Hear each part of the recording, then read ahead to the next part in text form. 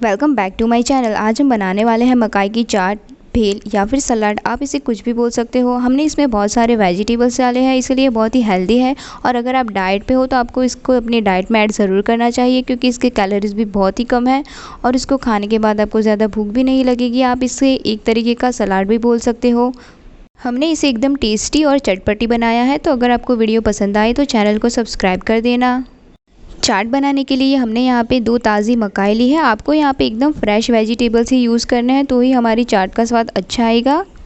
1 ककड़ी, 1 गाजर, 2 प्याज, 1 टमाटर, थोड़ी सी धनिया पत्ती और 2 हरी मिर्च। हरी मिर्च के अंदर के जो बीज होते हैं वो हमने निकाल दिए थे, ताकि हमारी चाट इतनी ज़्यादा तीखी ना हो जाए।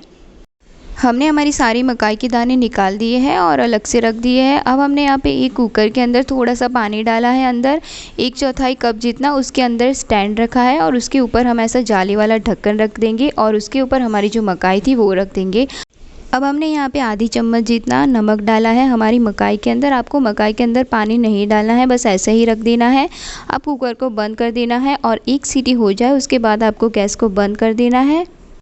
1 सीटी हो जाने के बाद हमने गैस को बंद कर दिया था और हमारे जो मकाई के दाने थे वो अच्छे से सॉफ्ट हो गए हैं, यानी कि पक चुके हैं।